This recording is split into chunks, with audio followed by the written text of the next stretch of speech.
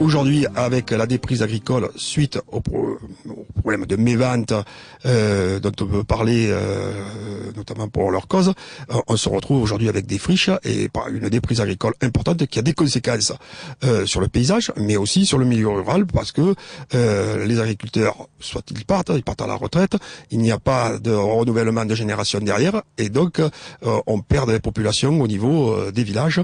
On perd des populations, on perd des services publics, on perd la poste, voilà. Donc c'est un ensemble de choses qu'il nous faut, au niveau d'Europe Écologie, prendre ça en compte pour dire qu'on veut un rééquilibrage dans les territoires. On veut une reconversion, mais une reconversion de notre économie, une reconversion écologique de notre économie. On est presque 5 millions de consommateurs.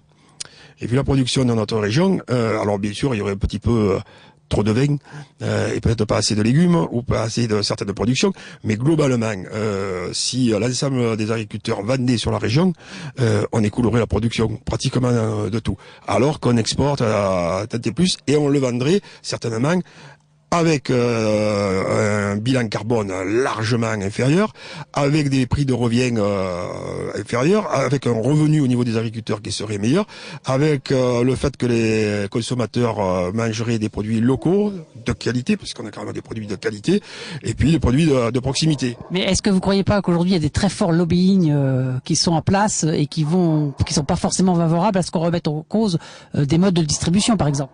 Et oui, justement, pourquoi les circuits courts ont disparu il y a 30 ans? Puisque ça a été le moment où la grande distribution s'est mise en place et a créé ses propres centrales d'achat. Ce qui fait qu'aujourd'hui, des tomates qui sont produites dans les Bouches-du-Rhône montent jusqu'à la limite à Paris pour revenir et être vendues à Marseille. Peut-être qu'on pourrait faire plus court. Qu'est-ce qui vous a séduit dans ce programme d'Europe Écologie ? Ce qui va séduire les électeurs, je l'espère, puisque lorsque je vous disais si je suis élu, ça dépend des électeurs. Ce qui va les séduire, à mon sens, c'est la complémentarité et la diversité de nos listes. Et cette complémentarité, cette diversité nous mettent en capacité de gouverner la région. Et donc ça, c'est enthousiasmant, ça n'existe, c'est nouveau, ça n'existe dans aucune formation politique.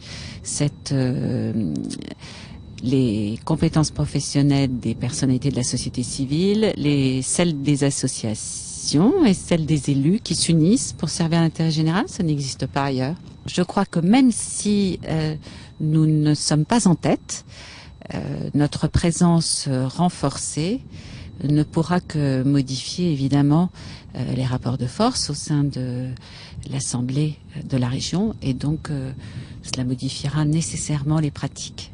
Ce que nous voulons proposer en tout cas, c'est beaucoup de transparence dans la gouvernance, beaucoup de transparence, ça veut dire beaucoup d'informations et ça veut dire l'obligation de rendre compte sur l'utilisation des fonds publics et donc un contrôle en amont fort. Aujourd'hui, pouvez-vous un peu nous dire, quand on est habitant les Bouches-du-Rhône, la région Provence-Alpes-Côte d'Azur, qu'on habite des cités par exemple, quelle serait la spécificité de cette approche-là par rapport à votre programme politique ? Moi, je pense que il y a par rapport à notre programme, à Europe Écologie, il y a pas mal de spécificités qui peuvent rentrer dans les quartiers. Parce que on va travailler sur la transversalité, notamment aménagement du territoire, éducation, culture, et on va essayer de créer une espèce des passerelles entre ces secteurs.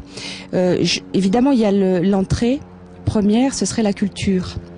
Mais qu'est-ce que ça veut dire? Parce que il y a des cultures maintenant dans les quartiers, et d'ailleurs il y a des opérateurs sur place, il y a des acteurs de terrain qui sont là, qui tous les jours œuvrent. Et moi, c'est à eux que je pense, et je me dis la première chose que la région devrait faire, c'est répertorier, savoir qui sont dans les quartiers et soutenir l'existence déjà de ces personnes. Vous, c'est quoi les enjeux aujourd'hui par rapport à une politique régionale, justement en matière de culture, en matière de développement des quartiers? Moi, je crois que c'est faire en sorte d'impliquer encore plus les personnes, les citoyens, les jeunes, les moins jeunes, les toutes origines confondues, mais les impliquer à un programme politique. C'est là, moi, où je suis pas du tout politicienne.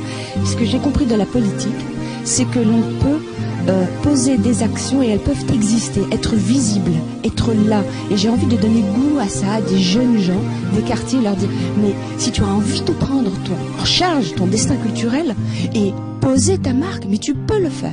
À Europe Écologie, il y a cette ouverture là.